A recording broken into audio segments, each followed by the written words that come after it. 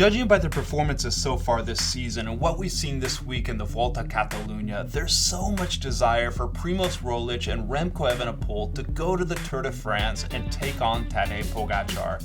The team managers at Soudal Quickstep and Jumbo-Visma must be thinking of the damage that their riders could inflict at the Tour de France given what we've seen so far. And come on, just look at Twitter. I asked you and you voted that they should go to the Tour de France to take on Pogacar.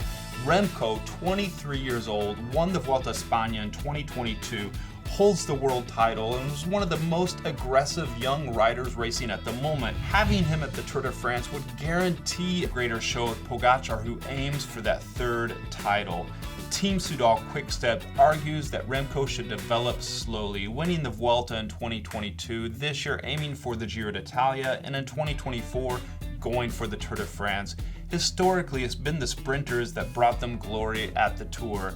It's been Fernando Gaviria, Marcel Kittel, Mark Cavendish, Sam Bennett, and now relying on Fabio Jakobsen. Roglic nearly won the Tour in 2020, but has crashed in subsequent editions, last year doing so, but still managing to set up Jonas Vingegaard for the overall win before having to abandon. This year, Team Jumbo-Visma wants to give Jonas his space to defend the 2022 title, but given Primoz's lethal ability to climb, sprint, and snatch stages in bonus seconds, he's the perfect one to take on Tadej Pogacar. Jumbo also wants to see Primoz add another Grand Tour title to his 3 from the Vuelta a España.